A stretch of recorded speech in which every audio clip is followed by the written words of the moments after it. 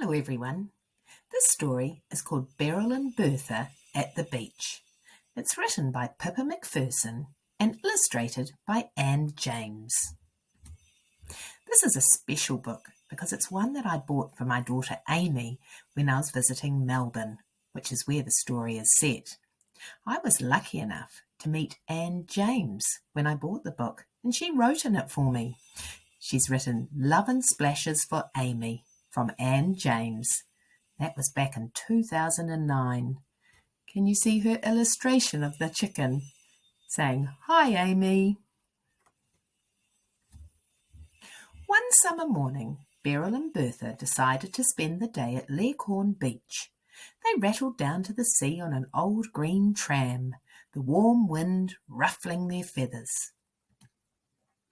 Laden down with towels, snorkels, goggles, an old blue lilo, picnic basket and beach umbrella, they staggered across the hot white sand towards the sea. 3 young turkeys standing nearby laughed and said loudly, "Ha! Look at those 2 mouldy old birds. Probably can't swim a stroke." "Take no notice of them, dear," said Bertha quietly, and she marched right past with her beak in the air. "This will do nicely," said Bertha, finding a clear spot on the beach. "Yes," Beryl agreed heartily, as she collapsed in a pile of belongings onto the sand. They set up the striped umbrella, took off their dresses, and stepped nimbly over the burning sand towards the sea.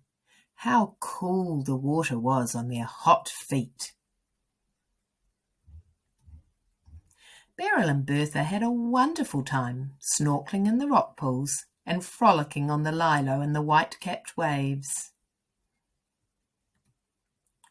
After an hour, they staggered back and flopped onto their towels.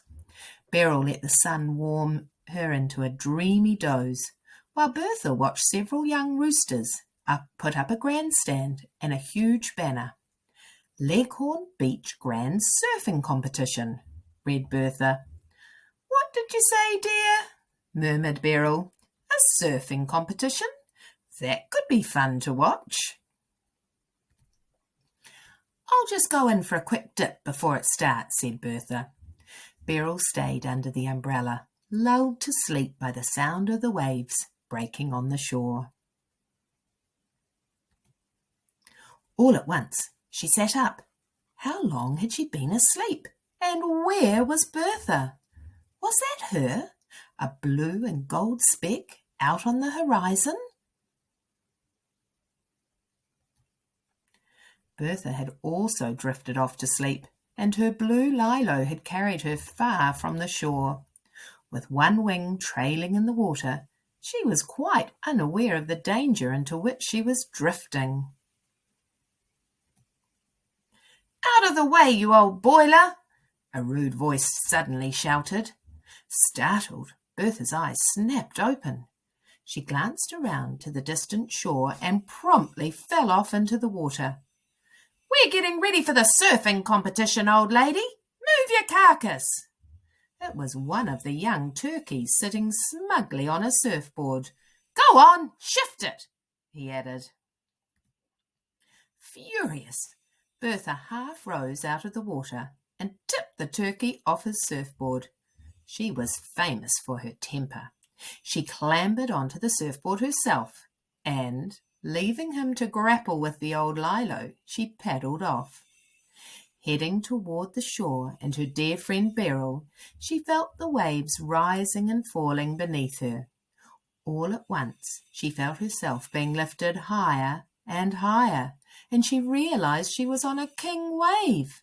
She clung to the board, terrified, but determined not to fall off. Carefully, she tried standing up as the surfboard sped towards the shore.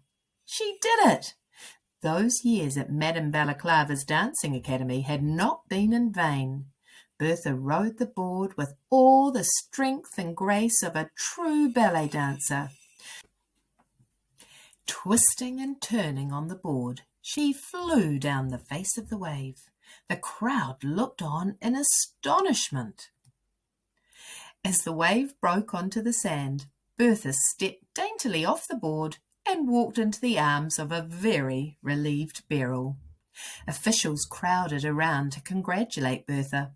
One stepped forward to present her with a giant cup, saying, "You have won first prize in the Leghorn Beach Grand Surfing Competition. Well done."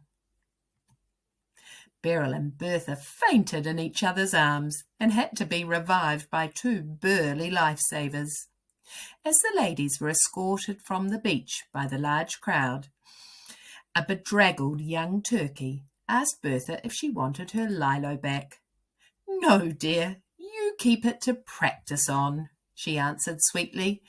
"Thank you so much for lending me your surfboard."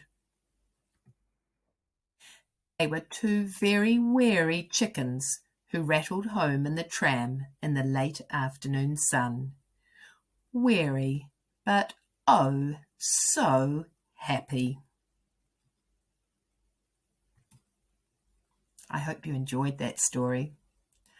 I'm wondering, what other animal do you think might be good at surfing, like Bertha was in the story? Remember, Bertha had been to ballet school and was very good at balancing. Do you think these animals might be good at balancing on a surfboard?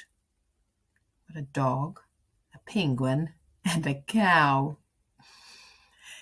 Have a think. Maybe you could draw a picture of one of your favourite animals that you think would be a great surfer. Don't forget to share it with your teacher. Have a great day, everybody.